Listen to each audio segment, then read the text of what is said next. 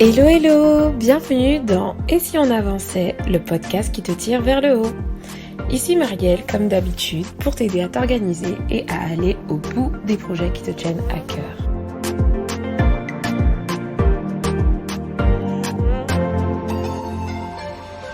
Bienvenue dans ce nouvel épisode, j'espère que vous allez bien. Moi ça va, je tiens tout d'abord à m'excuser pour mon nez qui est complètement bouché, ce qui fait que peut-être que l'expérience à l'écoute ne sera pas forcément des plus agréables, mais je te rassure, la qualité sera là et la valeur ajoutée aussi, en tout cas je l'espère. Et voilà, désolée, je suis enrhumée, mais je suis en pleine forme et assez motivée pour t'enregistrer ce podcast afin que tu aies, voilà, ton petit contenu habituel un mercredi sur deux. Aujourd'hui, le thème est un thème de conditions. On va parler d'objectifs. J'imagine que en ce début d'année, tu es allé plus loin que tes intentions, tu es allé plus loin que de prendre de bonnes résolutions et tu t'es peut-être fixé quelques objectifs pour cette année 2020. Peut-être aussi que tu te poses des questions. Maintenant que tu te les as fixées, comment tu vas faire pour les atteindre? Peut-être que tu es en plein dedans et que tu as des doutes, que tu es un peu perdu sur comment t'y prendre, etc. Est-ce que tu vas aller jusqu'au bout? Et moi aujourd'hui, je veux tout simplement, au-delà de te faire un podcast méthodo, c'est pas du tout ça. Ça va être juste un podcast où je vais te partager 5 conseils que j'aimerais donner tout simplement à quelqu'un qui s'est défini des objectifs ambitieux pour cette année 2020 et qui a juste envie de les atteindre et qui veut vraiment avoir les conseils de quelqu'un, tout simplement. Et donc, mon premier conseil pour ces personnes-là, et tu vas rire puisque c'est la fameuse méthode bateau, mais je t'assure que c'est une méthode qui va te faire, qui va vraiment t'aider, parce que comme j'aime cette citation qui dit que si ton objectif, un objectif clairement défini est déjà à moitié atteint, et c'est le cas pour moi, si tu sais clairement où tu vas avoir plus de facilité à atteindre tes objectifs. Et donc, le premier conseil que je peux te donner, c'est tout simplement, tu l'auras deviné, de définir clairement tes objectifs. Et pour ça, il y a cette fameuse méthode que, franchement, beaucoup connaissent, mais c'est pas pour faire de la redite, mais si vous en entendez parler autant, c'est que vraiment, ça fait le job. Ça va pas tout faire, mais ça fait le job. C'est la méthode SMART. SMART, qui est un clin d'œil pour dire intelligent, et qui est tout simplement l'acronyme de plusieurs mots. Donc SMART, c'est S pour un objectif spécifique, donc il faut que tu sois précis dans ce que tu veux atteindre. Mesurable, il faut que tu puisses le mesurer, donc comment tu sauras que tu as réussi voilà ton objectif, il faut que tu puisses le mesurer. Il faut que tu aies un résultat. Il faut que ton objectif soit ensuite atteignable, ou alors tu peux aussi te dire que il faut qu'il soit ambitieux. Voilà, le A peut représenter voilà atteignable ou ambitieux. Donc est-ce que c'est réalisable et est-ce que c'est assez motivant? Voilà, parce que tu peux te fixer un objectif, mais il est tellement barbant que voilà, il te motive pas. Donc voilà, un objectif atteignable et ambitieux. Et ensuite, est-ce qu'il est réalisable? Est-ce que tu as les ressources pour le faire? Est-ce que tu vas pouvoir le faire? Voilà. Donc tu dois t'assurer qu'il soit réalisable. Et ensuite qu'il soit temporellement défini. Donc pour le T, c'est temporellement défini. Il te faut une date, une période, une durée. En tout cas, il faut que tu inscrives ton objectif dans un temps. Et une fois que tu as intégré ces 5 critères, tu sais que voilà, tu as un objectif qui est clairement défini. Et en fait, ce premier conseil, finalement, dans ce premier conseil se cachent 5 mini-conseils, mais qui sont indispensables pour que tu arrives tout simplement à avoir une vision claire de ton objectif. Alors, si tu t'es déjà fixé un objectif pour cette année 2020, essaye de te poser ces questions avec la méthode SMART. Est-ce que mon objectif, il est précis et spécifique? Est-ce que je peux le mesurer? Est-ce que donc tu as un résultat à atteindre? Est-ce que mon objectif, il est facilement atteignable et motivant à atteindre? Ambitieux? Est-ce qu'il est réalisable? Donc, est-ce que tu as les ressources pour l'atteindre? Et est-ce que tu l'as fixé dans un temps? Quand tu dois atteindre cet objectif-là? Donc ça, c'est le premier conseil. Et je vais te donner un exemple d'objectif SMART. Ça va être de créer mon site internet au 1er avril 2020. Donc là, tu as un verbe d'action, tu as un résultat qui est le site internet et tu vas avoir une date qui est le 1er avril 2020. Et donc là, tu as un objectif qui est clairement défini et qui est SMART. Ensuite, le deuxième conseil que je peux te donner, c'est tout simplement de penser moyen plutôt que résultat. Je m'explique. En gros, quand tu formules ton objectif, des fois on a tendance à vouloir cibler les résultats. On va avoir envie de cibler les résultats, on va avoir envie de tout simplement se dire, si tu es par exemple dans une démarche de perdre des kilos, tu vas peut-être te dire que moi je veux perdre 14 kilos. Sans qu'en fait, t'as pas la main forcément sur les poids sur le nombre de kilos que tu vas perdre. Mais par contre, tu vas avoir la main sur ce que toi, tu peux faire pour perdre 14 kilos. Et donc, au lieu de penser résultat, pense plutôt moyen, processus, quand tu te fixes un objectif. Et donc, par exemple, je vais te donner un exemple. Si tu veux augmenter, alors, je vais garder plutôt l'exemple des kilos. Tu veux perdre, je sais pas, 5 kilos pour l'été 2020. Ce que tu vas faire, c'est tu peux pas te fixer un objectif comme ça parce que là, tu as un objectif qui est plutôt fixé résultat. Est-ce que tu as la main sur le nombre de kilos que tu vas perdre? Non. Ça va t'aider à le mesurer, mais t'as pas forcément la main dessus. Par contre, si tu te dis que tu veux réaliser 3 séances de sport par semaine dans le but de perdre X kilos, là, tu vois, ton objectif, il est plus réalisable. Il va être plus facile à intégrer pour toi dans ton quotidien parce que tu sais déjà que c'est en appuyant sur ce moyen-là, donc faire 3 séances de sport de 30 minutes, que tu vas pouvoir atteindre finalement ton objectif caché. Donc tu vois, en fait, le truc, c'est que le deal, en fait, c'est tout simplement de formuler le moyen d'atteindre ton objectif dans ta formulation d'objectif. J'espère que c'est clair pour toi. Par exemple, si tu travailles sur les réseaux sociaux et que ton rêve ultime ce serait d'atteindre, 5000 abonnés d'ici la fin de l'année, et ben du coup, le challenge que tu vas te fixer, c'est des challenges que toi tu peux des objectifs sur lesquels toi tu peux agir. Par exemple, ça va être de faire des posts de qualité. Ça va être d'être régulière. Donc par exemple, tu vas te dire cette année, pour pouvoir atteindre mon objectif caché qui est d'avoir 5000 abonnés, je vais tout simplement poster un post tous les jours pendant 3 mois. J'en sais rien, tu vois. C'est un exemple que je te donne. Mais du coup, là, tu penses plutôt moyen au lieu de penser résultat. Et quand tu te mets à penser moyen, si tu veux, le truc, il est plus jouable pour toi et puis le jeu, il est plus fun parce que tu sais que tu as en fait, t'es moins frustré des résultats, tu vois. Parce que si tu vois que tu as mis tout ce qu'il fallait, enfin, tu as mis en œuvre tout ce qu'il fallait et que t'as toujours pas les résultats, il va falloir réajuster, on va le voir plus tard.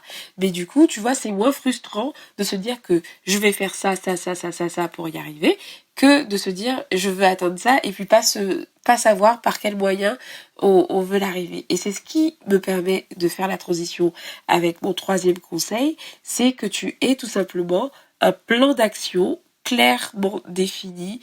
Ça va avec la clarté et ça va avec le deuxième parce que le premier conseil c'était la clarté, le deuxième c'était de penser moyen plutôt que résultat et donc le troisième qui va venir rejoindre tout ça et consolider tout ça, c'est quelles sont les étapes à franchir pour atteindre ton objectif. Si je reprends l'exemple que j'avais utilisé en premier, c'est de créer ton site internet, le site internet de ton entreprise, tu vas aller définir toutes les étapes que tu dois atteindre pour atteindre ton objectif. Et donc, ces étapes-là, tu vas pouvoir identifier aussi des paliers. Je m'explique. Par exemple, pour le site internet, ça va être d'abord, je sais pas si tu as peut-être déjà une identité visuelle consolidée, mais si tu n'as pas d'identité visuelle, ça va être peut-être de définir, voilà, quelle thématique tu vas donner à ton site internet, quels seront les codes couleurs. Et donc ça s'appelle créer mon identité visuelle. Donc ta première étape, ça va être de créer ton identité visuelle. Après, tu vas avoir une deuxième étape, grosse étape que j'appelle des paliers, qui va être peut-être de choisir la forme de ton site, quel template tu vas utiliser pour ton site internet. Tu vas avoir une troisième grosse étape qui va être de créer du contenu pour alimenter le site de ton site internet. Et après tu vas avoir une quatrième grosse étape qui va être de la promotion en fait de ton site internet.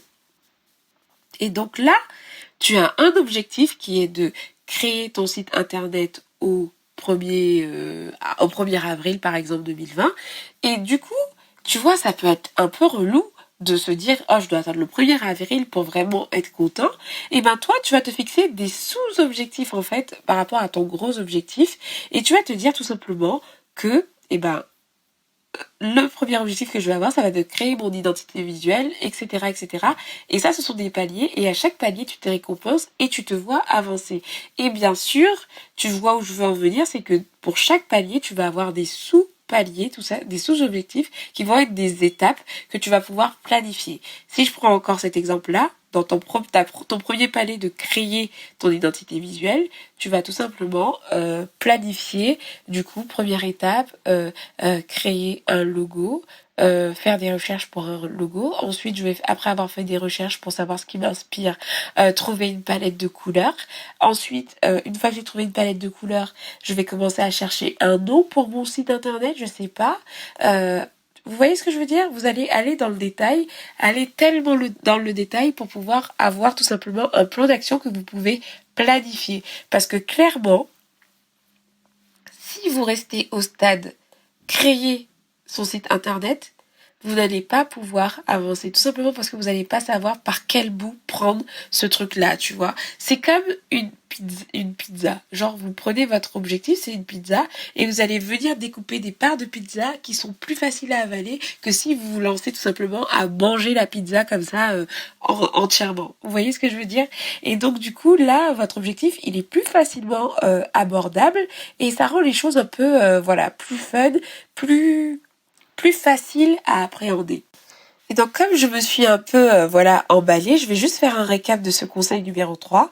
Créez-vous un plan d'action bien défini avec des paliers. Donc en fait, vous avez votre gros objectif qui va être large, des sous-objectifs qui vont être un peu moins larges et du coup, dans ces sous-objectifs-là, vous allez tout simplement définir des tâches qui vont vous permettre d'atteindre ces sous-objectifs. Si je prends l'exemple de la création du site internet, le gros objectif c'est de créer son site internet pour le 1er avril. La première sous-étape c'est de créer l'identité visuelle. Deuxième sous-étape de choisir, définir en fait le design du site. Troisième sous-objectif, ça va être de créer du contenu. Voilà, je vais m'arrêter là pour pas aller dans le détail parce que c'est pas ce qui t'intéresse et surtout pour avoir un exemple. Et du coup, après, dans les tâches, si je me mets au sous-objectif de créer une identité visuelle, ça va être chercher des logos qui m'inspirent, trouver une palette de couleurs. Et tout ça, ce sont des tâches qui sont planifiables. Ok? Et donc, c'est comme ça que vous allez pouvoir intégrer votre objectif à votre agenda. Parce que clairement, créer un site internet, vous ne pouvez pas le mettre dans un agenda comme ça. Vous allez faire plusieurs petites étapes qui vont vous permettre d'atteindre votre but ultime. Ensuite, 4e conseil, ça va être d'anticiper les freins. Quand vous vous lancez dans un projet comme ça, parce que un objectif, oui, je vois un peu ça comme un projet, il va y avoir forcément quelques freins. Ils vont être divers, ça va être des freins qui vont être liés directement à vous, et puis parfois ça va être des freins qui vont être des facteurs externes. Le tout, c'est de les avoir en tête pour essayer d'anticiper le maximum, même si, bien sûr, je te l'accorde, ça va pas forcément être possible de tout anticiper et de tout prévoir. Mais au moins, prévoir ce qui est prévisible. Par exemple, si vous vous lancez dans un projet de remise en forme, où vous voulez perdre du poids, vous allez tout simplement vous lister des freins qui pourraient être des freins qui vont venir vous freiner en fait dans l'atteinte de votre objectif. Exemple, ne pas avoir de temps de faire de sport. Là, vous allez vous dire, pour contrer mon problème de manque de temps, je vais m'organiser pour pouvoir me libérer du temps, pour pouvoir faire du sport. Et donc pour ça, je vais planifier dans mon agenda, en priorité, 1 heure de sport, 3 fois par jour, et je vais m'y tenir. Vous allez vous dire, et vous allez essayer de contrer le manque de temps. Si c'est la fatigue, vous allez vous dire, je vais faire en sorte de dormir tant d'heures par soir pour ne pas être fatigué. Et en fait, vous allez aller lister, toutes les problématiques que potentiellement vous allez pouvoir rencontrer et qui vont être un frein pour vous et qui vont vous ralentir ou alors vous décourager dans votre objectif. Et vous allez mettre à côté, en fait, tout simplement des tout simplement des choses qui vont vous permettre de tenir bon. Parce que voilà, on sait qu'on est faible et il faut réaliser qu'on est des personnes faibles et qu'on a des faiblesses et tout faire en sorte en fait que vous puissiez y arriver malgré ces difficultés. Et puis aussi, parfois, toutes ces choses-là vont pas forcément être efficaces et vous allez quand même avoir vos contraintes et trouver que vous manquez de temps, vous manquez de tout ce que vous voulez. Et la fameuse chose qui va vous aider à rester motivé. Et c'est un truc, franchement, j'ai un peu l'impression de radoter puisque je le dis peut-être à chaque podcast, mais c'est de trouver quelque chose d'assez fort pour vous motiver et pour rester discipliné, tout simplement. Un gros pourquoi. Pourquoi vous devez atteindre cet objectif-là?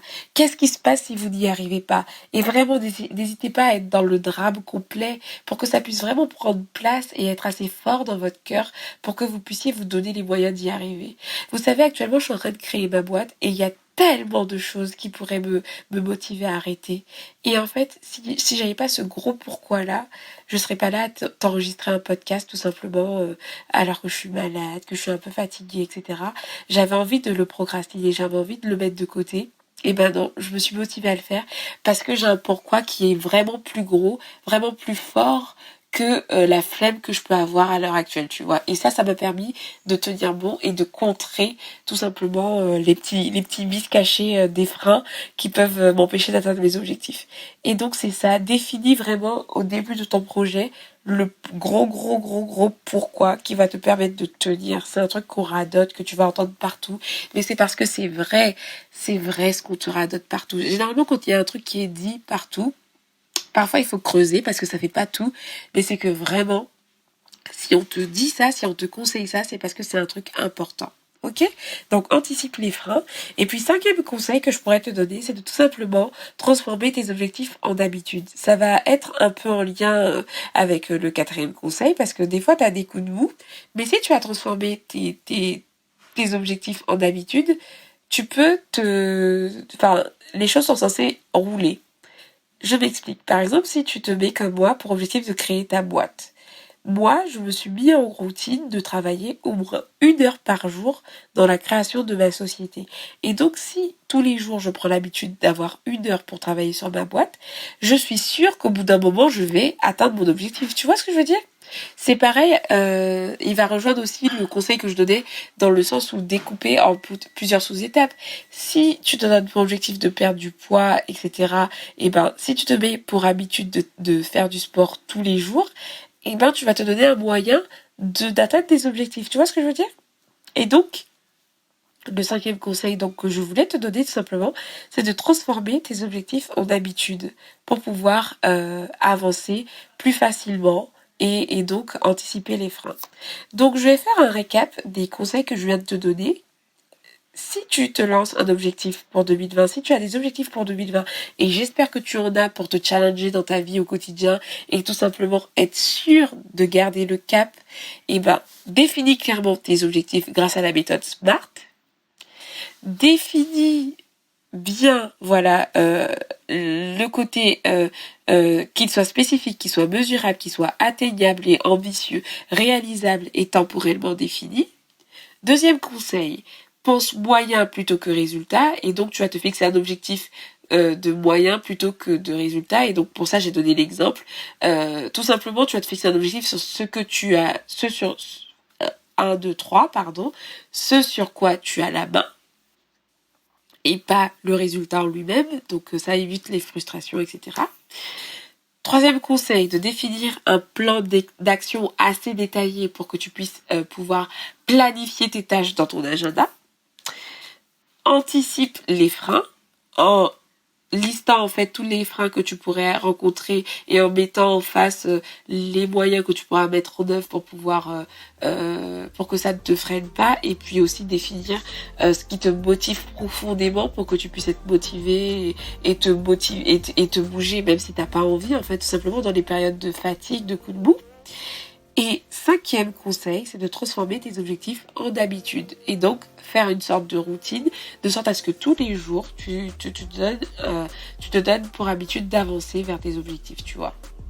Et donc voilà, c'est ce que je pourrais te donner à l'heure actuelle comme conseil pour atteindre tes objectifs en cette année et voilà, te donner les moyens d'aller jusqu'au bout. Bien sûr, ça ne fait pas tout, on pourrait encore creuser, mais c'est ce que j'avais envie de te partager aujourd'hui dans ce podcast. J'espère que ces conseils te seront utiles pour ce que tu es en train de préparer. En tout cas, n'hésite pas à me partager, voilà, comme d'habitude, ton avis dans le post du jour, à noter le podcast sur la plateforme sur laquelle tu écoutes. D'ailleurs, le principal moyen de faire connaître le podcast est surtout Apple Podcast. Donc, si tu m'écoutes sur Apple Podcast, n'hésite pas à laisser 5 étoiles pour faire connaître le podcast, parce que s'il t'est utile, il peut être utile à quelqu'un d'autre. Et donc, mettre ce petit commentaire, ça va être tout simplement un levier pour moi pour faire connaître le podcast. Et puis voilà, n'hésite pas à me partager ton commentaire, ton avis en message privé sur Instagram, par mail. Je te mets tout dans les infos du podcast. Et du coup, j'attends ton retour avec impatience et je te souhaite une bonne continuation. Définis-toi des objectifs clairs. Prends en compte les conseils que j'ai pu te donner, parce que je pense qu'ils vont pouvoir t'aider à aller plus vite, perdre moins de temps et aller au bout de tes objectifs. Et voilà, garde le cap et avance et avance. Je te dis à très bientôt pour un prochain épisode. Ciao ciao.